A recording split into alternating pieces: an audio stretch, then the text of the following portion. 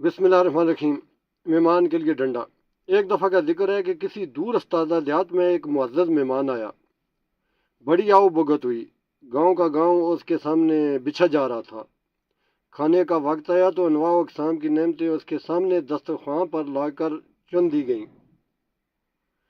साथ ही एक बड़ी सी सीनी में एक लंबा सा और मोटा सा डंडा भी लाकर रख दिया गया। मेहमान नेमतें देखकर तो खुश हुआ, मगर डंडा देखकर डर गया। सहमे हुए लहजे में पूछा, आप लोग ये डंडा किस लिए लाए हैं? मेज़बान ने कहा, बस ये हमारी रवायत है, बुज़ुर्गों के ज़माने से चली आ रही है। मेहमान आता है तो उसके आगे खाने के साथ साथ डंडा भी रख देते हैं। मेहमान की तसल्ली न हुई। उसे खौफ हुआ कि कहीं ये तमाम ज़ियाफ़त खाने के बाद डंडे से ज़ियाफ़त न की जाती हो। उसने फिर तफ्तीश की। फिर भी उसका कुछ तो मकसद होगा, कुछ तो इस्तेमाल होगा। आखिर सिर्फ मेहमान के आगे ही डंडा क्यों रखा जाता है? मेज़बानों में से एक ने कहा, ऐ मुअज़्ज़ज़ मेहमान, हमें ना मकसद मालूम है ना इस्तेमाल, बस ये बुज़ुर्गों से चली आने वाली एक रस्म है। आप बेखतर खाना खाइए। मेहमान ने दिल में सोचा, बेखतर कैसे खाऊं? खतरा तो सामने ही रखा हुआ है। फिर उसने ऐलान कर दिया, जब तक आप लोग ये नहीं बताएंगे कि आपके यहाँ बुज़ुर्गों के ज़माने से मेहमान के दस्तरख्वां पर डंडा क्यों रखा जाता है, कीड़े को पत्थर में रिज़्क़ पहुँचाने वाले की कसम, मैं आपका एक लुक़मा भी नहीं खाऊंगा। अब तो पूरे गांव में खलबली मच गई कि मेहमान ने खाने से इनकार कर दिया है।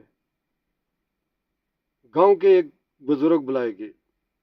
उन्होंने सारा माजरा सुना और दस्तरख्वां पर रखा हुआ डंडा देखा तो बरस पड़े। अरे कमबख्तो, तुमने इतना बड़ा डंडा ला कर रख दिया, इसे कम करो। हमारे बुजुर्ग मेहमान के सामने इतना बड़ा डंडा नहीं रखते थे।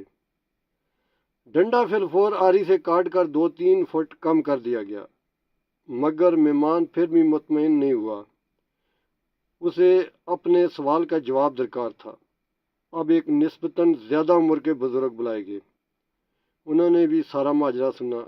उन्होंने भी डंडा नाप कर देखा और उन्होंने भी इतराज़ किया, डंडा अब भी बड़ा है। हमारे बुजुर्ग तो मेहमान के आगे एक छोटी सी पतली सी डंडी रखा करते थे। मज़कूरा बुजुर्ग के कहने पर बाकी डंडा काट कर और छील कर एक छोटी सी डंडी बना दिया गया। गो के अब डंडे का साइज़ और जसामत खतरे से बाहर हो गई थी, मगर मेहमान का तजस्सुस बरकरार रहा। अब तक आने वाले बुजुर्गों ने सिर्फ साइज़ और ख़तरात ही कम किए थे। इसका इस्तेमाल और इसका मकसद कोई न बता सका था। मेहमान अब भी खाना ज़हर मार करने पर तैयार न हुआ। अब ढूंढ डांड कर गांव के एक ऐसे बुजुर्ग को लाया गया जिसके सर के बाल ही नहीं थे, भुएं तक सफ़ेद हो चुकी थीं। मोहताज से मोहतात अंदाजे के मुताबिक भी बुजुर्ग की उम्र 99 साल से कम न होगी। समझाई भी कम देता था। जब उन्हें डंडे की शक्ल और सूरत और उसका साइज तफसील से बताया गया तो वो भड़क कर अपनी लाठी ढूंढने लगे। चीख कर बोले, अरे अक्ल के अंधो, हमारे बुजुर्ग मेहमान के सामने एक छोटी सी प्याली में एक नन्हा सा तिनका रखा करते थे, ताकि अगर मेहमान के दांतों की रीखों में गोश्त का कोई रेज़ा फंस जाए तो वो खलाल करके उसे निकाल बाहर करे। ज़िंदगी के किसी भी शोबे में कोई नई बात, कोई बिद्दत शुरू तो खलाल के तिनके ही से होती है, मगर फिर उसके पैरोकार उसे बढ़ाकर लंबा सा और मोटा सा डंडा बना देते हैं और इस पर भी मुतमईन नहीं होते। बराए मेहरबानी मेरे चैनल को सब्सक्राइब करें।